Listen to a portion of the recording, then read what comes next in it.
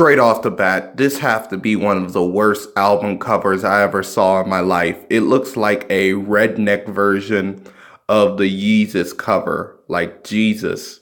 It just looks like Jesus. And also the font, which it takes the R&B font and put B and B. Wow, you really bad. So I think the term B and B must be meaning boozing and bitching because all throughout this album you get that from time to time. But let's start with a history of who Post Malone is. Post Malone is this incredible mumble slash melodic rapper who came out with a song called White Iverson, which pretty much was the turning point for the idea of white artists taking black music and getting real big. It was kind of an issue in December when we had a lot of white artists like dominate the charts, and even Nicki Minaj made a little joke poking fun at how many white artists are just dominating. But overall, that kind of faded out, kind of following trends. But Post Malone finally came out with his newest album. Now, of course, his album Stoney, I really loved. Like, it had this really good melodic feel, and many people was not feeling it, especially a young Anthony Fantano, who actually gets called out on this album on the song Sugar Wraith. And also, he calls out another YouTuber. His name is No Jumper on the song Candy Paint, which is pretty cool. It kind of reminds me of Ice Cream Paint Job because he takes a lot of influences from black artists. Especially, he has a song called Paranoid, which is kind of ironic because a young Ty Dolla Signs had a song called Paranoid with B.O.B., which, kind of strikes a little bit odd that he would have that. But hey, all right, now Paranoid talks about his growing feeling of isolation and how he's paranoid that people are not in it for him and in it to take his money, which is kind of ironic because on a song like Rich and Sad, it sounds like that he wanted a gold digger, saying that he thought that the money would make her stay. So it's a little ironic that you would have Paranoid, a song about bitching about people wanting your money, and then you have it like one track away from a song like Rich and Sad, a song that pretty much saying that you thought the money would make her stay. Or maybe that the money not making her stay shows that she was in the relationship for good meaning and shit like that. I don't know. For good reasons, I meant. All right, now Spoil My Night, which features Sway Lee, is following a trend of featuring Sway Lee as a singer to really boost your song credibility.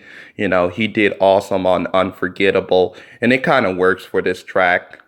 Then you have a song like Zack and Codeine, which kind of reminds me of the song by Ski Master Slum God, where he did a similar thing where he referenced Zack and Cody. But hey, this song has Post Malone saying that all the rappers sound the same, and contrasted with a song like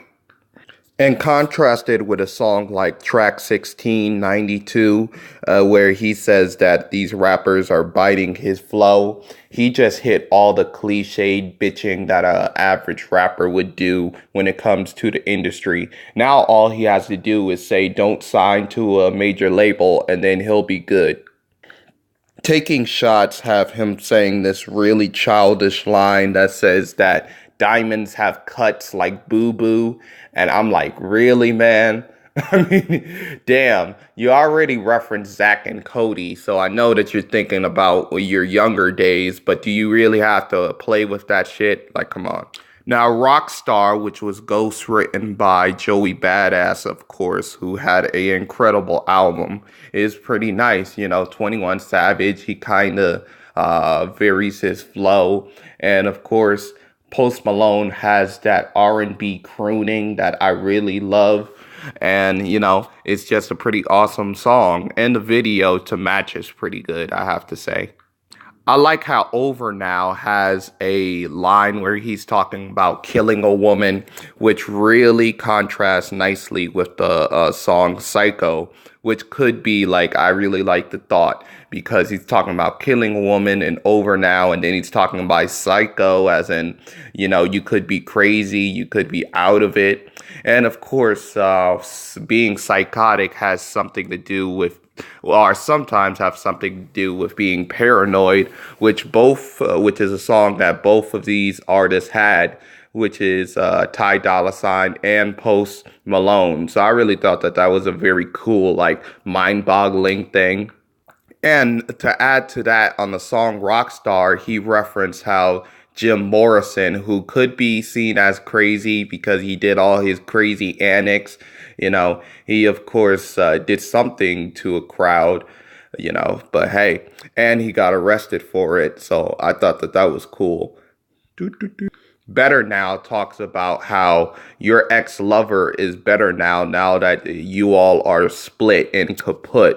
I really thought that that was good. And Nicki Minaj showed her best when it came to Ball for Me. I really like the Ken reference, and I really like the whole Sun on You, a line where she used sunshine. I really thought that that was pretty clever. The other side talks about how the grass is much greener and that finding a new lover will definitely make you happier.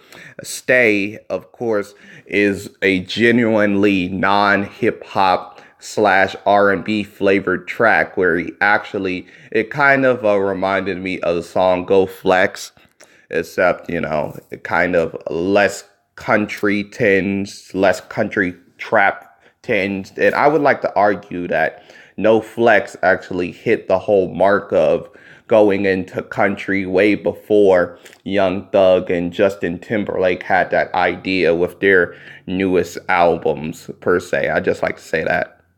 Blame It On Me has the overstated line of I see dead people. I was like, I guess that ties up to the whole idea of being psycho and paranoid and having some sort of mental illness, but whatever. I wish people just reference other works by M. Night Shyamalan other than The Sixth Sense, Hey, but that's just me.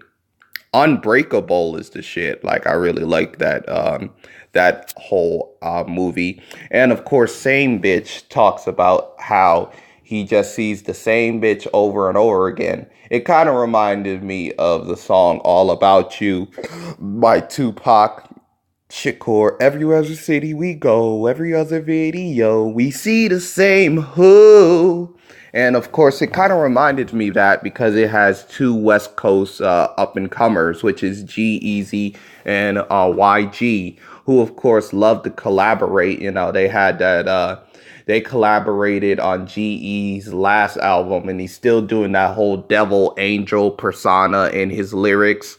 So yeah, of course he's still doing that. And G Easy hold it down, so it was pretty good. And I like how there's a reference to the girl having 1 million followers, but yet she can't fix her bumper. Like, damn.